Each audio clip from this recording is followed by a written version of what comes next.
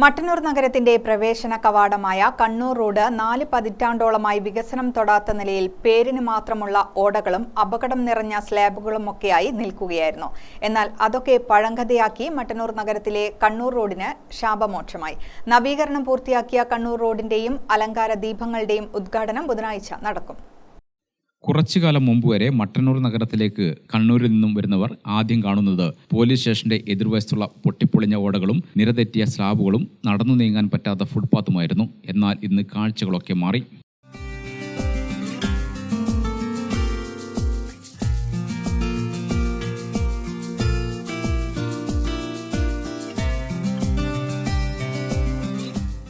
വർഷങ്ങളായി പൊതുമരാമത്ത് വകുപ്പും കെട്ടിട ഉടമകളും തമ്മിലുള്ള തർക്കത്തെ തുടർന്നായിരുന്നു ഈ പ്രദേശത്തിന്റെ വികസനം തടസ്സപ്പെട്ടത്. മട്ടന്നൂർ നഗരസഭാ ചെയർമാൻ എൻ ഷാജിത്തിന്റെ കണിശതയുള്ള ഇടപെടലിലൂടെ തർക്കത്തിന് പരിഹാരമായതോടെയാണ് ഈ മേഖലയിലെ ദുരിതത്തിന് പരിഹാരമാവുന്നത്. വെള്ളം ഒഴുകി പോകുന്നതിന് കൃത്യമായ ഓവുചാലുകൾ ഇല്ലാത്തതിനാൽ മഴക്കാലത്ത് വെള്ളം പൂർണ്ണമായും റോഡിലൂടെ ഒഴുകുന്ന സാഹചര്യമാണ് ഉണ്ടായിരുന്നത്.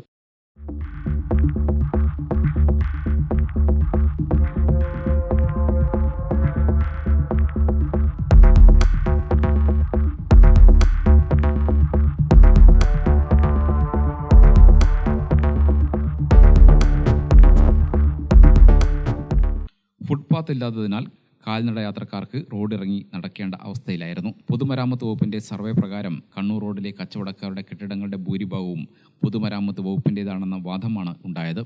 ഇതിനെതിരായി കെട്ടിട ഉടമകളും വ്യാപാരികളും നിയമ നടപടികളുമായി മുന്നോട്ട് പോയതാണ് ഏറെക്കാലം ഈ പ്രദേശത്ത് ഒരു പ്രവൃത്തി നടത്താൻ സാധിക്കാതിരുന്നത്. ചർച്ചകളെ തുടർന്ന് പരസ്പര വിട്ടുവീഴ്ചയ്ക്ക് തയ്യാറായതോടെ പൊതുമരാമത്ത് വകുപ്പുമായുള്ള കേസ് വ്യാപാരികൾ പിൻവലിക്കുകയായിരുന്നു. പിന്നീട് കെ ശൈലജ MLAയുടെ ഇടപെടലിനെ തുടർന്ന് പൊതുമരാമത്ത് വകുപ്പ് കണ്ണൂർ റോഡിന്റെ ഇരുവശവും ഡ്രെയിനേജുകൾ നിർമ്മിക്കുന്നതിനും കവറിംഗ് സ്ലാബ് ഉൾപ്പെടെ ഫുട്പാത്ത് നിർമ്മിക്കാനും 80 ലക്ഷം രൂപ അനുവദിക്കുകയായിരുന്നു. മനോഹരമായ ഹാൻഡ് റെയിലുകളും അലങ്കാര ദീപങ്ങളും പദ്ധതിയുടെ ഭാഗമായി ഈ റോഡിന്റെ ഇരുവശത്തും സ്ഥാപിച്ചിട്ടുണ്ട്.